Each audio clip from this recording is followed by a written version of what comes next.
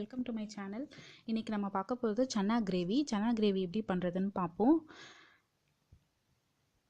இதுக்கு வந்து நான் 100 கிராம்ஸ் சன்னா எடுத்துருக்கேன். அதை வந்துட்டு நைட்டே ஊற வச்சுட்டு காலையில் எழுந்திரிச்சு நீங்கள் வந்து ஒரு முழுகிற அளவுக்கு தண்ணி ஊற்றி 12 விசில் வச்சு எடுத்து வச்சுருக்கேன். அப்புறம் பெரிய வெங்காயமாக இருந்ததுன்னா ஒரு வெங்காயம் எடுத்துக்கோங்க. இல்லைன்னா ரெண்டு சின்ன சிறுசாக இருக்கிற வெங்காயத்தை எடுத்து நறுக்கி நல்லா நீட்டு வாக்கில் நறுக்கி வச்சுக்கோங்க. இஞ்சி வந்துட்டு ஒரு 1 டேபிள் ஸ்பூன் அளவுக்கு எடுத்துக்கோங்க. லைட்டாக அதில் 2 பூண்டு சேர்த்து சதைச்சி வச்சுக்கோங்க. முழு பூண்டு வந்து ஒரு 5 to 6 முழு பூண்டு வச்சுக்கோங்க. சோம்பு வந்து ஒரு 1/4 டேபிள் ஸ்பூன் வச்சுக்கோங்க. அப்புறம் வந்து கருவேப்பிலை கொஞ்சம், 2 தக்காளி. இது வந்து கோகோனட் வந்துட்டு நல்லா திருவி அதுக்கப்புறம் அரைச்சி வச்சுருக்கேன். இதில் கொஞ்சம் சீரகம் சேர்த்து அரைச்சி வச்சுருக்கேன். இது வந்து 4 to 5 டேபிள் ஸ்பூனுக்குள்ளே எடுத்துக்கலாம். அப்புறம் தாளிக்கிறதுக்கு கடுகு, தேவையான அளவுக்கு உப்பு, மஞ்சள் ஒரு 1/4 டேபிள் ஸ்பூன்,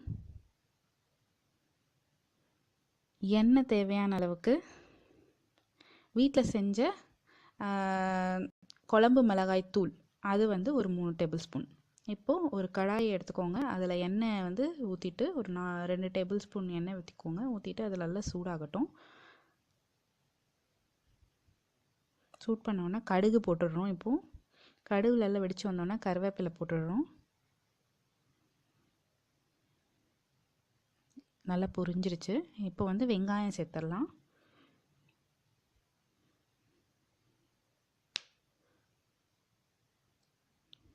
ஒரு 2 வெங்காயம் போல், ரொம்ப சின்னதாக இருக்குதுன்னு வச்சுக்கோங்க வெங்காயம். அப்போ 2 வெங்காயமாக எடுத்துக்கோங்க.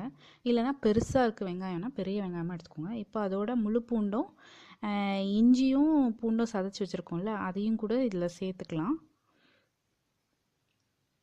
ஃபஸ்ட்டு இதிலெல்லாம் சாட்டை பண்ணிவிட்டு கொஞ்சம் அது பிரிஞ்சு வந்தோடனே சோம்பு கலர் சேர்த்துருங்க. சோம்பு சேர்த்ததுக்கப்புறமா இப்போது நீங்கள் சதைச்சி வச்சுருக்கீங்கள அந்த இஞ்சியும் பூண்டும் அதையும் சேர்த்துருங்க. மையாக அரைக்கணும்னு அவசியம் இல்லை. அதை லைட்டாக வந்துட்டு நம்ம சதைச்சி வச்சா போதும். உரல் மாதிரி ஒரு இதில் வச்சு சதைச்சிங்கன்னா போதும். இப்போ பாருங்கள் நல்லா வந்து கிரேவி நல்லா பிரிஞ்சு வந்திருக்கு. வெங்காயம்லாம் நல்லா பிரிஞ்சு வந்தோடனே இப்போ தக்காளி சேர்த்துருங்க.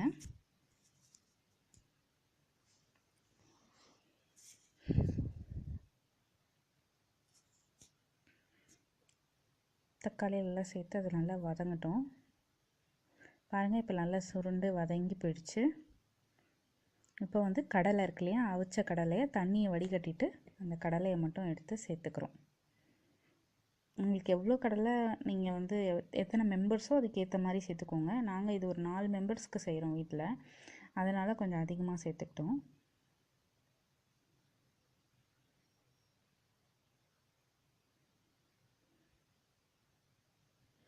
லைட்டாக எண்ணெயில் வதக்கினோன்னா நீங்கள் எந்த பாத்திரத்தில் செய்ய போகிறீங்களோ அந்த பாத்திரத்தில் ட்ரான்ஸ்ஃபர் பண்ணிடுங்க.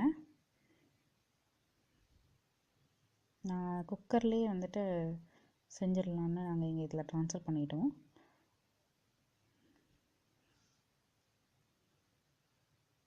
ட்ரான்ஸ்ஃபர் பண்ணிட்டு அதை அடுப்பில் வச்சுட்டோம்.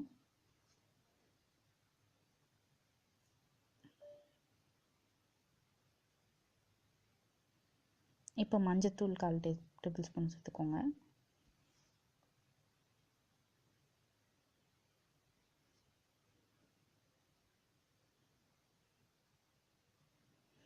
கரம் மசாலா சொல்ல மறந்துட்டேன், ஒரு 1/4 டேபிள் ஸ்பூன் சேர்த்துக்கோங்க. அதுக்கப்புறம் மிளகாய் தூள் உங்கள் காரத்துக்கேற்ப சேர்த்துக்கோங்க.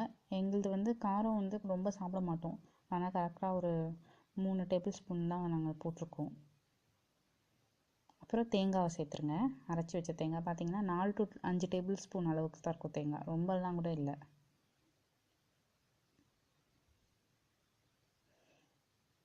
சேர்க்காமல் நீங்கள் பண்ணுறதா இருந்தால் கூட பண்ணிக்கலாம், அது ஆப்ஷனல் தான். நாங்கள் வந்து எல்லாமே தேங்காய் இல்லாமல் சாப்பிட மாட்டோம், ஸோ அதனால் தேங்காய் சேர்த்துக்கிறோம், அவ்வளோதான். இப்போது வந்து தண்ணி கொஞ்சம் சேர்த்துக்கோங்க, தேவையான அளவுக்கு சேர்த்துக்கோங்க தண்ணி. இப்போது தேவைக்கேற்ப சேர்த்தாச்சு. இப்போ உப்பு சேர்த்துட்டு கொஞ்சம் நேரம் அதை கொதிக்க விட்டுருவோம்.